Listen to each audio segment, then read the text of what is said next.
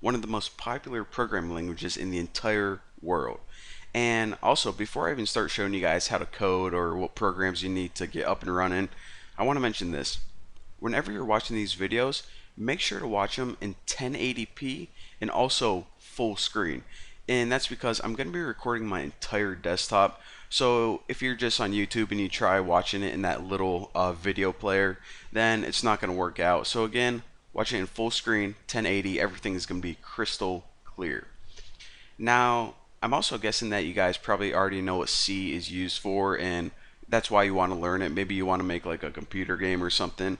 But for those people who are just watching these videos and maybe they just want an idea of what you can do with C, it's basically used to make any software on your desktop, like all of these programs you can make in C. Also, you can make computer games, and you can pretty much use it to program any electronic, like robots, vending machines, stoplights. Your microwave could be programmed in C.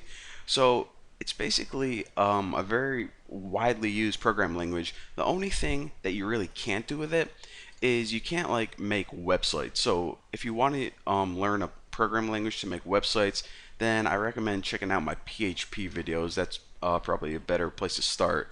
So again, if you want to program robots, make computer games, and awesome software, then you guys are in the right place. So there are a couple things that we need in order to get, up and running so we can actually code a C program. The first thing is, of course, a place to write the code. Now, you can just use anything like Notepad, or if you even have this basic Notepad right here, but look at this thing. It's like the ugliest program ever. I highly do not recommend this. So again, you need some place to write your code. And another thing that you need is a special program called a compiler. Now, what a compiler is going to do is it's going to take the code that you write and turn it into code that the computer can understand, the ones and the zeros. So that's the job of the compiler. So of course we need to download one of those because it doesn't come on Windows by default. So how are we going to get both those programs? Well, if you go to Google and you type in code blocks and hit enter, go to this website codeblocks.org. Now, after you go to that, what we're going to do right now is we're going to download a piece of software, and it's actually completely free, which is freaking awesome.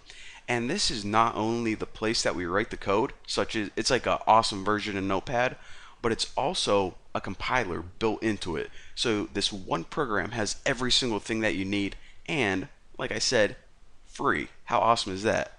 So go to downloads right here, and it's going to say, okay, you have to choose a couple options: the binary release, the source code, or source code from the SVN. What we want to do is just get the binary release. It's the most easiest way.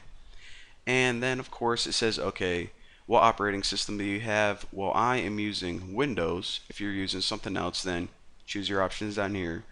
But I'm going to click Windows, and now I have one more option to select, and that's what piece of software do you want to download? This basic setup, this one that has this MinGW option, whatever that is, and this one with all of this stuff with some numbers after it. Well, I'll explain the different versions right now. What you typically want to use is this MinGW setup, and this first one right here is just the raw program. It's just the IDE, basically just the notepad part of it. Now this next one, this MinGW, this is the compiler. It's what you need. My guess is that you don't have a compiler on your computer already. So download this one, and then after we write our code, it's going to allow us to translate it to a program that the computer can run and that we can test out. So again, you guys are going to want to download this one.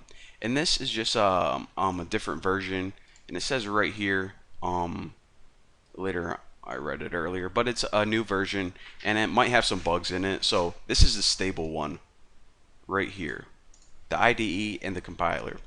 So I actually like to download it from SourceForge, kind of a tongue twister. So go ahead and click that link right there. And I hate these download pages. They're like one little thing and like 87 ads. But anyways, Um, and this is probably going to take a little bit to download, so I'll pause my video and just unpause it when it's done downloading.